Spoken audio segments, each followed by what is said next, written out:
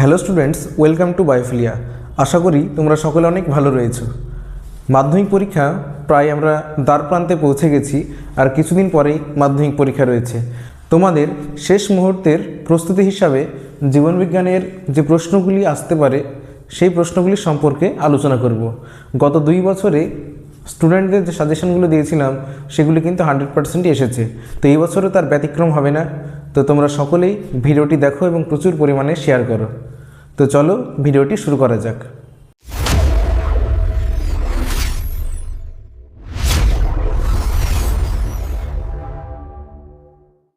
তো প্রথম যে প্রশ্নটি রয়েছে কি, দৌড়ানো কাজটিতে স্নায়ুতন্ত্রের সমন্বয়ক ভূমিকার ব্যাখ্যা করো। প্রশ্নটি কিন্তু খুবই গুরুত্বপূর্ণ, খুব ভালোভাবে পড়বে, মাধ্যমিক পরীক্ষায় আসতে পারে। ঠিক আছে, তারপরে রয়েছে কি, ট্রপিক চলন নিয়ন্ত্রণে অক্সিজেনের ভূমিকা লেখো। এই কোশ্চেনটিও কিন্তু খুবই গুরুত্বপূর্ণ। নেক্সট রয়েছে কি, জিববেরেলিন হরমোনের ভূমিকা। এই প্রশ্নটি পরীক্ষায় জিজ্ঞাসা করতে পারে, বিশেষ করে এই দুটি পয়েন্ট থেকে, মুকুল ও বীজের সুপ্তাবস্থা ভঙ্গ, পর্বমধ্যের দৈর্ঘ্য বৃদ্ধি। এই দুটি পয়েন্ট থেকে জিববেরেলিনের কাজ তোমাদের জিজ্ঞাসা করতে পারে। তারপরে রয়েছে কি, সাইটোকাইনিনের উৎস। এখান থেকে শর্ট কোশ্চেন জিজ্ঞাসা করতে পারে। বোঝা গেল? তারপরে আছে কি, যে 7 নম্বর প্রশ্নটিতে একটু টাইপিং মিস্টেক রয়েছে। এক্ষেত্রে নিম্নলিখিত বিষয়গুলি নিয়ে সাইটোকাইনিন হরমোনের ভূমিকা লেখো। এই প্রশ্নটি হবে। কী কী বিষয় থাকতে পারে তোমাদের প্রশ্নে? 1 নম্বর হচ্ছে কোষ বিভাজন ঘটানো, পার্শ্বমুকুলের বৃদ্ধি ও পত্রমোচন বিলম্বিত করা। এই 3টি বিষয় নিয়ে সাইটোকাইনিন হরমোনের ভূমিকা জিজ্ঞাসা করতে পারে। কোশ্চেনটি রয়েছে অক্সিনের দুটি বাণিজ্যিক ব্যবহার। এখান থেকে কিন্তু প্রশ্ন জিজ্ঞাসা করতে পারে। তারপরে রয়েছে কি, থাইরক্সিন হরমোনের ফিডব্যাক নিয়ন্ত্রণ পদ্ধতি, এলএইচ এফএসএইচ অক্সিটোসিন হরমোনের ভূমিকা। এই কোশ্চেনটি খুবই ইম্পর্টেন্ট, তোমাদের পরীক্ষায় কিন্তু জিজ্ঞাসা করতে পারে, ভালোভাবে পড়বে। তারপরে রয়েছে কি, যে থাইরক্সিন হরমোনের ভূমিকা। যেগুলি বলছি সেগুলি আরেকটু ভালোভাবে পড়বে, সবগুলোই পড়বে, স্ক্রিনশট নিয়ে রাখতে পারো। তবে যেগুলি বলছি সেগুলি আরও ভালোভাবে পড়বে, এগুলি পরীক্ষা আসার সম্ভাবনা অনেক বেশি। ঠিক আছে, তারপরে কি, নিম্নলিখিত বিষয়গুলি নিয়ে থাইরক্সিন হরমোনের ভূমিকা লেখো। বিএমআর নিয়ন্ত্রণ, আর একটি রয়েছে কি, লোহিত কণিকার ক্রমপরিণতি। এই দুটি পয়েন্ট সম্ভবত 2023 সালে একবার জিজ্ঞাসা করেছিল কোয়েশ্চেনটি, আবার কিন্তু জিজ্ঞাসা করতে পারে। তারপরে রয়েছে কি, কার্বোহাইড্রেট প্রোটিন ও ফ্যাট বিপাকে ইনসুলিন হরমোনের ভূমিকা। কার্বোহাইড্রেট প্রোটিন ও ফ্যাট বিপাকে ইনসুলিন হরমোনের ভূমিকা। এই প্রশ্নটি খুবই গুরুত্বপূর্ণ। পরীক্ষায় শুধুমাত্র কার্বোহাইড্রেট বিপাকে ইনসুলিনের ভূমিকা এখান থেকে 2 মার্ক দিতে পারে। তাছাড়াও আলাদাভাবে যে কার্বোহাইড্রেট প্রোটিন ও ফ্যাট বিপাক থেকে যে কোনো 2টি বিষয় সম্পর্কে 1+1 করে 2 মার্কের প্রশ্ন দিতে পারে। ঠিক আছে, তারপরে রয়েছে কি, 16 নম্বর যে কোয়েশ্চেনটি রয়েছে, এটিও কিন্তু খুবই গুরুত্বপূর্ণ, তোমাদের মাধ্যমিক পরীক্ষা কিন্তু জিজ্ঞাসা করতে পারে।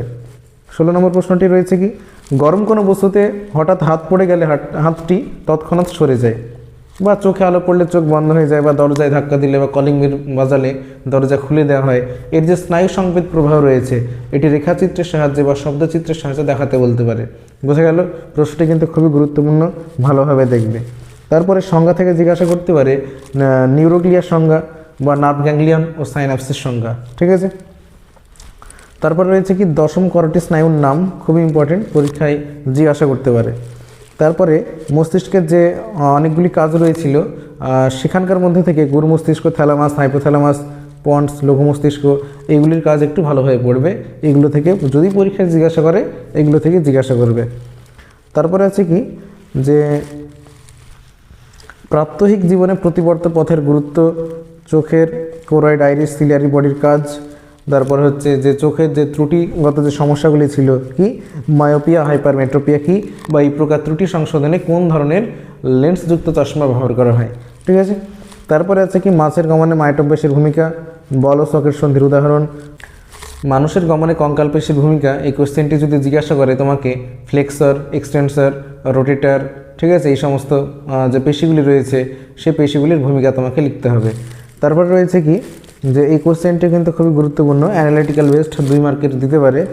যে মনে করো তুমি স্টেডিয়ামে বসে খেলা দেখছো, এক্ষেত্রে তোমার চোখের উপযোজন কী হতে পারে তার শব্দচিত্রের সাহায্যে দেখাও। খুবই গুরুত্বপূর্ণ, প্রশ্নটি ভালোভাবে পড়ে যাবে। ঠিক আছে, 5 মার্কের মধ্যে থেকে এই চ্যাপ্টারের মধ্যে থেকে সবচেয়ে বেশি ইম্পর্টেন্ট কি, নিউরনের চিত্র অঙ্কন করা। এবার নিউরনের চিত্র অঙ্কন করার পর যে 4টি পরীক্ষায় আসার সম্ভাবনা অনেক বেশি, যে 4টি পয়েন্ট জিজ্ঞাসা করতে পারে, কি কি, একটা হচ্ছে ডেন্ড্রন, সোয়ান কোষ, মাইলিন শীথ, আর একটা কি র্যানভিয়ারের পর্ব। এই 4টি পয়েন্ট খুবই গুরুত্বপূর্ণ, ভালোভাবে প্র্যাকটিস করে যাবে, ঠিক আছে। তাছাড়াও প্রতিবর্ত পথে চিহ্নিত চিত্র অঙ্কন করতে বলতে পারে।